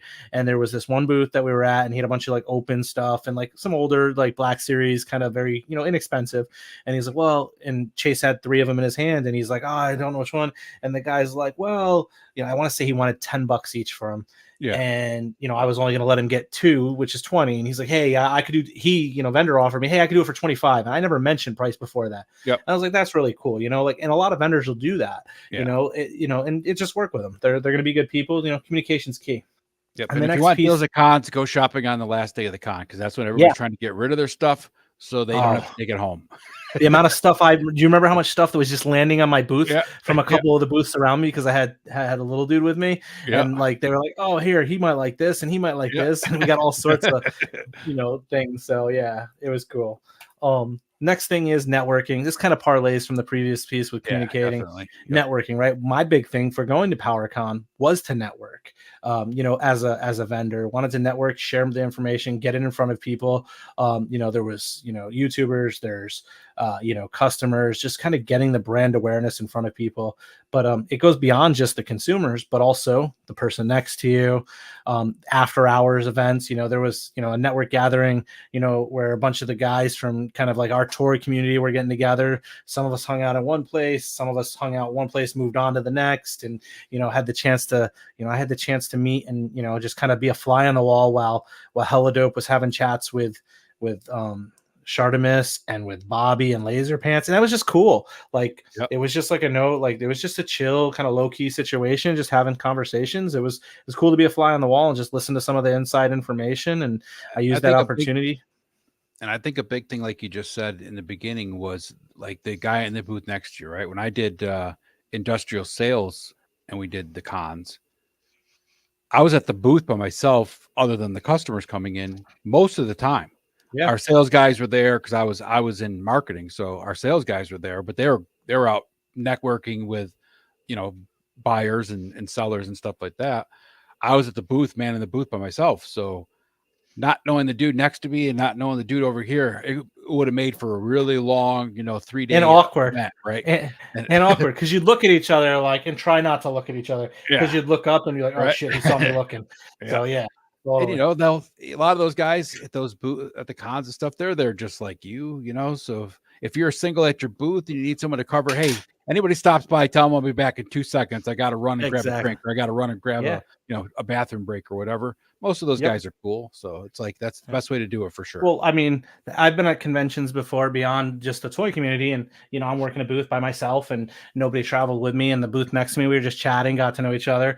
And, they had 2 or 3 people at it, and they'd run out and grab a drink for, their group, and they'd come back. Hey, I grabbed a water for you, or I grabbed a coffee. Hope you know. And, it's just that network, and establishing that network in this community is going to be helpful. Like, there's a really great community out there, and just kind of expanding your network within it's going to help you, whether it be a vendor or a consumer. As a consumer, establishing networks, one, who'd you meet up with? What new friends did you make? Did you have hey, you know what? If you're into stuff that's hitting retail and it doesn't hit the East Coast, it's great to have somebody out West that you made friends with, want to pick it up for you. So, there's a ton of benefits to having a network mutually. And the whole Hella Dope store got started at PowerCon 2 years ago, right? Because Ted and Aaron were networking while they were attendees at PowerCon. They went and talked to Jason from Sparrow and a couple other people. Yep. Going into the next one there, you should do a list called Awkward Con Moments. That'll be an after show. Yeah. So, Con Mastery tip number 5 here: stay energized, stay hydrated. Right? Make sure you have some water. I will say that, if you can't do stay energized or stay hydrated, make sure you got a booth 2 booths down from you with a guy who's willing to grab C4 every morning and stash it at your booth for you, because then you stay energized and hydrated. So a shout out to Hella Dope again, because Ted hooked me up daily with those to ensure that I was both energized and hydrated each day. So you want to make sure you're hydrated. There's a lot of walking, a lot of talking. Ted's wife had them guys set, man. Peanut butter and jellies. Dude. I hadn't had peanut butter and jellies in years. He busted out, and I was like, and I'm so used to just going to the cafe and buying something at these things. Yeah. Man, I think I ate at the cafe day 1, I think. Well, you covered for me maybe. Yeah. Or maybe it was day 2. I might have taken a little dude out there and grabbed lunch with him or something. I don't remember. I can't remember. Was it one of those days? Yeah, one of the days you did that, and then we had freaking all the next day. Ted's like, "Oh, hey, are you hungry?" And he busts out these loaded PB&Js, dude. And I was like, "These." I went back to the hotel later, and I was like, telling my wife, I was like, "Man, I was like exhausting day," but Ted showed up in the moment when you needed him, and he had PB&Js, dude. And I don't eat those on the regular normally, so it was like just hit home. I was like, "Ooh, this is good." Mrs. Dark Claw's peanut butter jellies have become world famous almost now. It's that nostalgia feel. I mean, there were plastic toys and all of that stuff, and now I'm getting the kitty pack lunch sandwich. It was great, dude. I loved it. So it was awesome. So yeah, have food, have drinks, stay energized, come planned. Lesson I learned just being at that one is I should probably bring a damn cooler and bring my own crap, so that I can take care of myself. So that'll definitely be something I do. Right? Oh, you can going back to budgeting. You can burn through your money real fast if you're buying food and drinks at those things. Punk and I went for lunch on Saturday when he was there and at the con. Yep. And I just got a cup of coffee. Lawrence got 2 pieces of cardboard pizza and a drink. But pizzas, I think, I can't remember what the pizzas were, but they weren't that bad at that con, but they were still, for a couple of, frozen pizzas expensive, right? It's like going to the movie theater. They're they charge you because they know they got you. Absolutely. Yeah, no, it was a good time, but you gotta be careful. And I gotta tell you, man, you bust out an old school PB&J, dude. I felt like a champ after that. Had all the protein, had that little sugary sweet and a little fluffiness. Oh, it was good. And there's a lot of cons you go to where you're not allowed to bring in stuff, even as a vendor, other than waters and stuff. And there's a lot of cons as attendees. You're not allowed to bring in anything. And that goes back to prepare.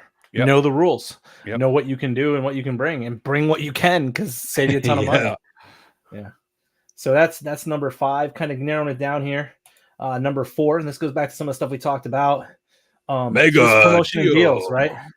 So, as a vendor, have your deals. Know what you're willing to do.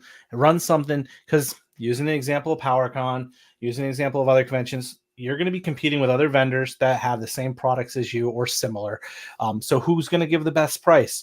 Maybe it's not that you can give the best price. Maybe it's the best packaging. Maybe it's the best approach. Maybe it's like Helidope offering to do things like Ohio's best pizza. Thanks, Punk. So nothing like a New York slice, though. Nothing like a New York slice of pizza. Absolutely. But like Helidope, what they did a great deal. They were promoting shipping. They're homegrown. They were right down the road. You didn't have to buy the product from them, I think, right? I think that they were willing to, if you had exclusives or things like that and you had flown in, I think they were willing to ship things out for you on, so you didn't have to worry about it later. Like, offer that, going back to my whole thing, 60% the product, the other 40% is the experience. Give that next level thing. They might have went and bought 4 Horsemen figures from another booth. 4 Horsemen themselves, but 4 Horsemen wasn't offering necessarily the back home shipping. Well, if you're flying back to another state, you don't want to grab and package all that. If you don't have to, and pay an extra luggage bag, you might be able to ship it home a little bit easier. So give them that experience, and that's what Helidope did. And I respect the hell out of people who are coming up with ingenious ways to promote themselves. Yeah, it was great idea for them guys, right? We can ship it for you. We got a shipping system set up. Give us your address. Give us what it is. We'll send you a bill for the shipping invoice, and you don't have to worry about it, right? Exactly. Those cons, a lot of those cons you go to have UPS centers or FedEx centers right in the convention center, so people can send their stuff home. But that shit is expensive. They do not, marking it up. Yeah, they don't promote it as a fair shipping rate. It's con prices. Yeah. And the experience, and I'm not one to champion Disney and Disney World and stuff a ton, but when we went there a couple years ago, freaking random. What's up, Random? Yeah. With Disney, one of the things when we went there in 2022 is that they had the ability, I could buy the lightsabers, or I could buy the Guardians of the Galaxy stuff that I wanted in there, and stuff that the boys or my daughter wanted, things like that, and we could just ship it home, and it was there like 2 days after we got back. I won't say it was all that cheap, but it was convenient, and that was what I was paying for. What it is, convenience. Right? Convenience. So that was tremendously helpful. And at the end of the day, what would it cost me to figure out a way to buy another luggage tote to tote it back? Sometimes it's convenient. So being that vendor that can offer a premier service at a fair price, even if you didn't sell the product, you now left an impression with them that, hey, these guys, they're good. They're good people. They're doing good things and trying to help out. So offer something that mega deal, some sort of promotion, buy 2, get something, things like that. Right. And then as a consumer, look for those deals, help support those guys. And you had a deal going on, right, at PowerCon. So you had your stickers or your business cards, and if you get, and the raffle, registered a raffle. So I did some raffles. So anything to bring people to your booth, right? That's the thing. You got to bring traffic to your booth. If you don't have traffic, there's no point in being there. Yeah, you want to draw people in. It's your personality, it's your product, it's the display, it's everything. And when you see what I'm bringing to the next PowerCon for my booth, it is going to be freaking awesome. Are Like you the getting stuff one of that those I've AI collected. booth babes? No, no, no, no. It's a VR booth, babe. No, I'm just kidding. They do No, have no. those. Oh, I'm sure they do. No, Yeah. that's not what it is. But it's going to be cool. It's going to be gimmicky. It's going to draw people in. I think it'll be interesting. But I've got a whole bunch of things that I purchased in preparation for the convention circuit that I plan to do. Backdrop things like that. A bunch of stuff that'll make it an experience, Well, not last year I just. did the con for the company I worked for. They had AI powered. They were holographic people. Oh, So it was okay. just a projector that sat on the ground.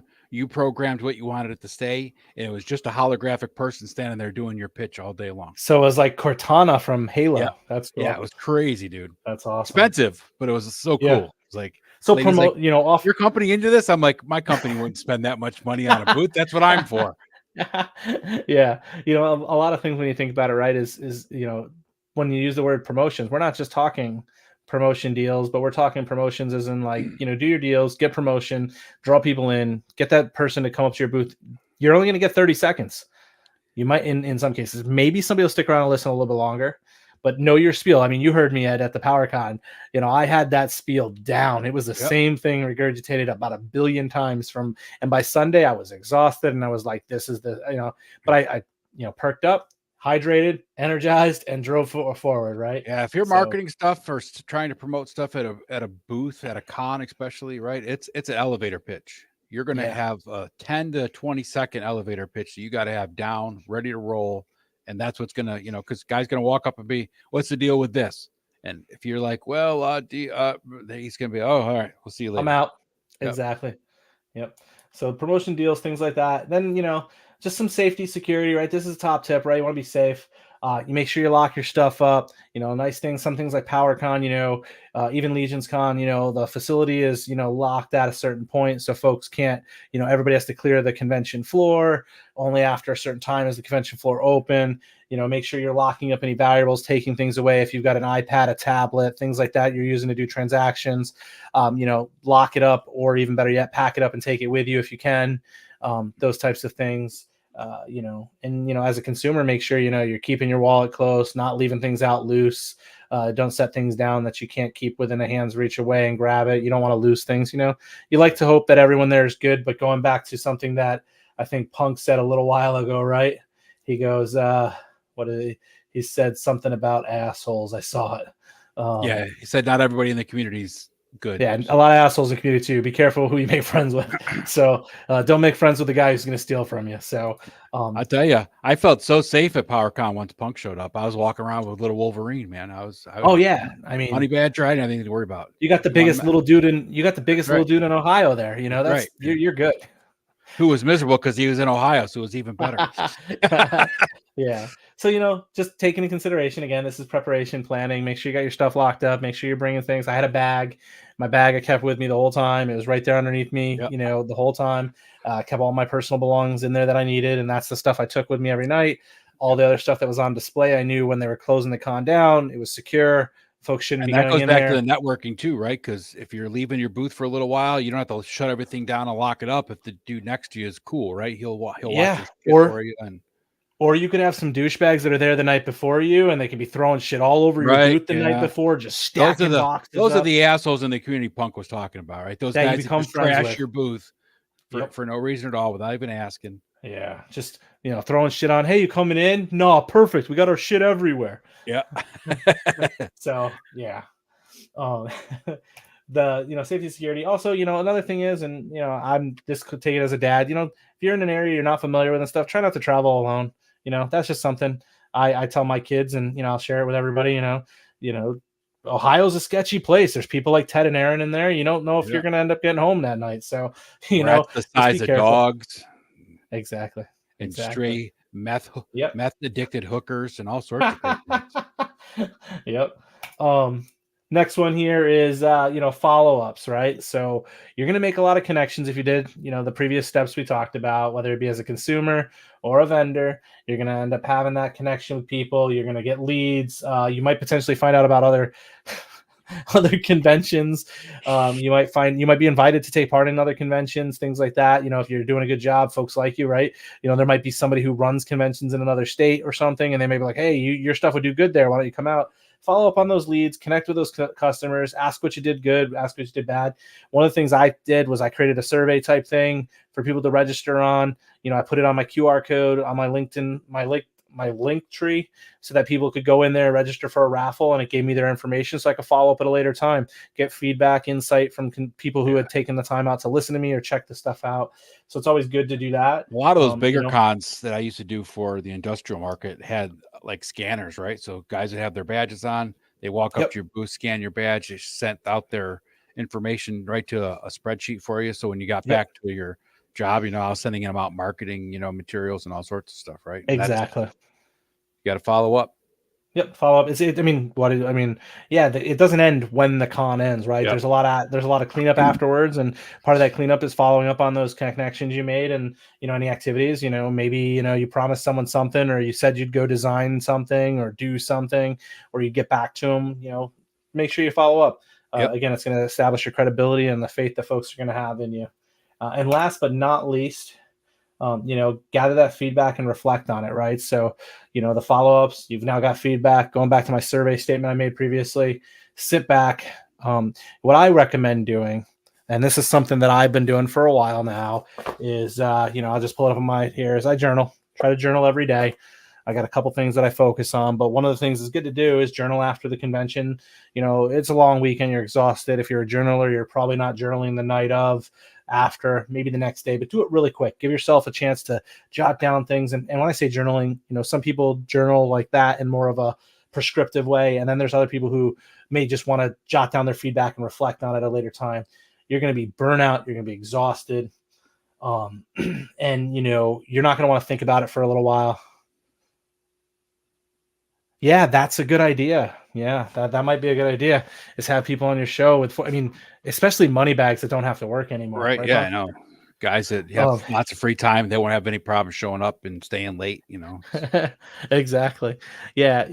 What I would say is, write down your immediate thoughts as soon as the convention as you can after it ends, right? And things that you did well, things you think went bad, because some of the stuff you're going to forget until you're unpacking a box or packing up a box the next time to go to the next one. You're like, oh shoot, I forgot this thing. Or especially if it's going to be a con you're going to go to every year. When I started doing cons for the one website I was working for, we did the first Nickel City Con, and we're only there to promote our website and our stuff, right? And we took some notes afterwards, and we thought about some things when we were at the show, but we never took down any notes or wrote it down. It was like, then the next year it came up, and we were all like, oh, what the hell was it we said that we weren't gonna do, right? If you have it written down and thought out, it's like, you're good to go. You got it. Yep.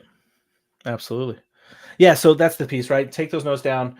Then a couple days later, go through and, make sure you, revisit them, because, clear thoughts, clear head, rested mind might help you with, putting some things back in perspective. Because, in some cases, if you've had a bad con, you didn't get out of it what you wanted. Maybe you were in the hole from the con, things like that. But maybe it was because of certain things. Maybe it's because you were a booth that was selling Four Horsemen stuff.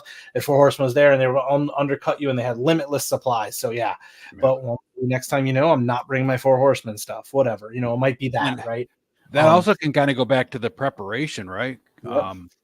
It goes full circle. If you are at a booth, I know one time I was at a booth when I was doing the industrial sales stuff, that we were in this back corner that no traffic even came through, so it was like, by the time you got any traffic, the show was over, and we had no promotion whatsoever because we were just in a bad spot. Yeah. So it goes back to preparing, knowing the map, so you know where you're going to be, so you can pick a high traffic or a better trafficked area. Yep. As opposed to something in the back corner that no one's going to see. Yep.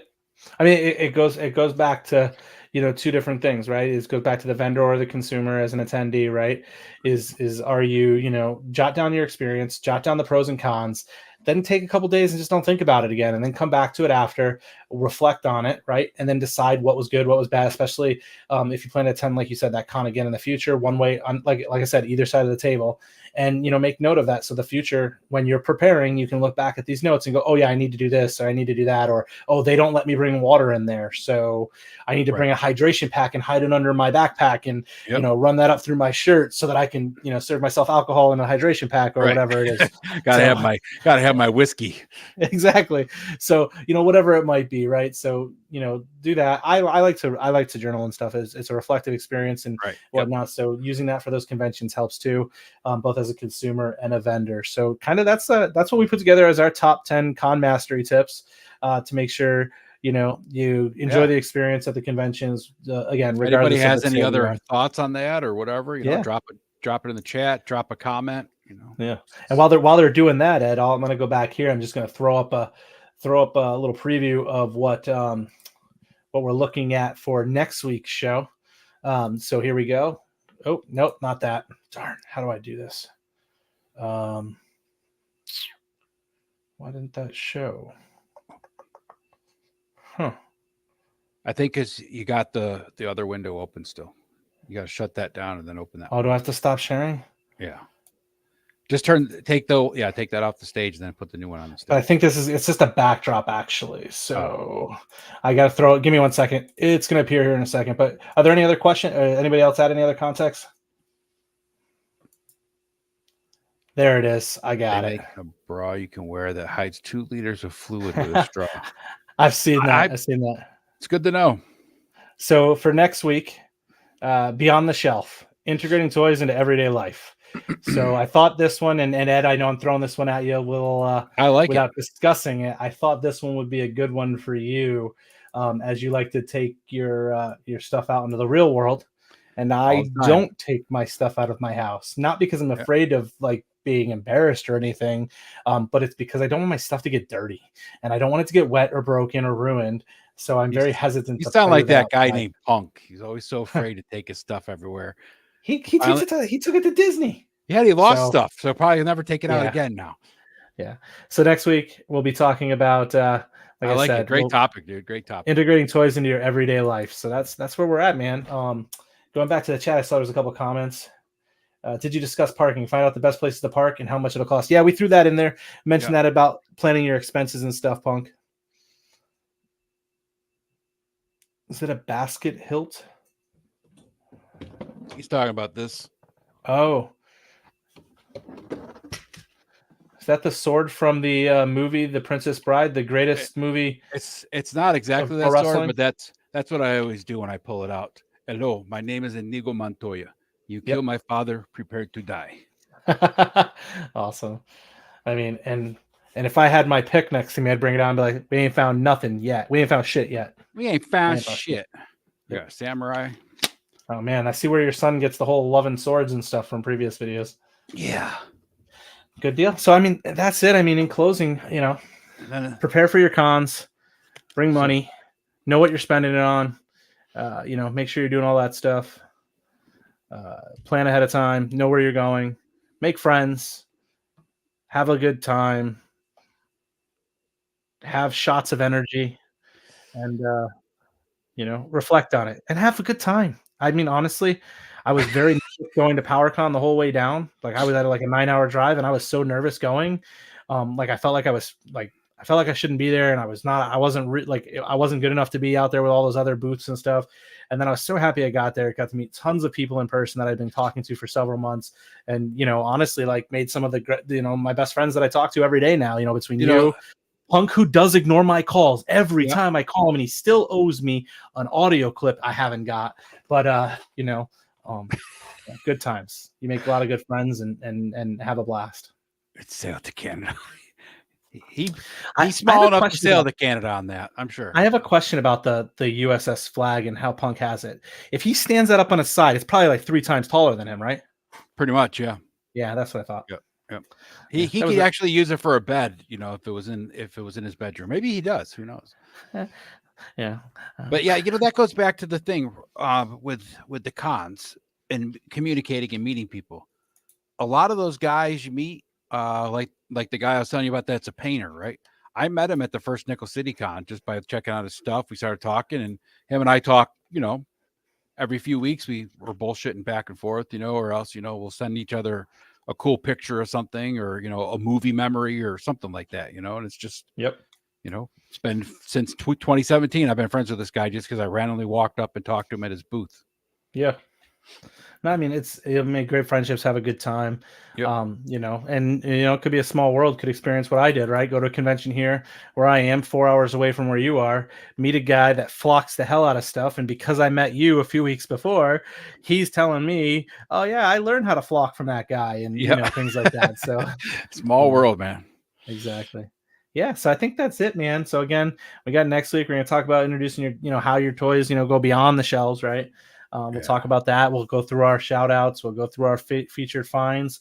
I think I'm going to get some stuff in the mail here in the next couple of days, and we're hopefully 3.5 weeks out from when I will be getting Savage Crucibles, which I will be all over. I haven't had a ton of time to edit video, just been crazy as all hell with everything. So I will get my videos up and edited for Toy Miser down there in Virginia Beach, and Yester Toys, both really cool shops. And hopefully within a couple of weeks, we'll hear a really good update on Hexastack, because that's hopefully sooner than that. But yeah, we're moving. I'm now that the 2 weeks out to the end of the month, man. You got 2 weeks. Yeah, I got 4 weeks from now. But my goal is to try to shoot for early May and get that going. Regardless, I will be selling something. I'll be selling snake skin or snake oil or something like snake that. Oil. We can make May 18th, if I have to. Yeah. So awesome, dude. So I'm gonna throw out the outro here, and have a good night, guys. Thanks for stopping by. Thanks for hanging out with us. We'll be back next week.